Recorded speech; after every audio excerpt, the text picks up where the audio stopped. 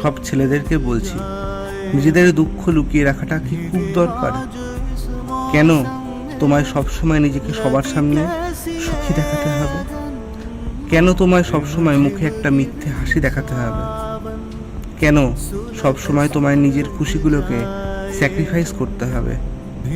বলতে পারো কেন সবাইকে খুশি রাখাটা তোমার কাছে সব থেকে দামি মনে হয়?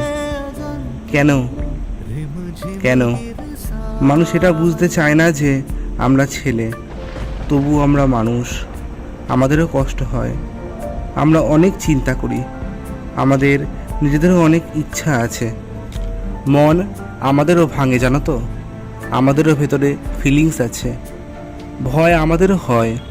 এই সব কথা আমাদের প্রত্যেকটা ছেলেদেরই মনে আসে। তাই বলছি, সবাই প্রথমে এই জিনিসটা ভাবা বন্ধ করো।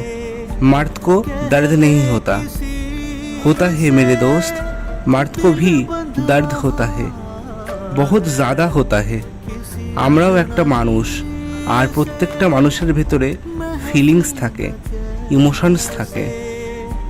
कह दे किसी से दिल बंध रहा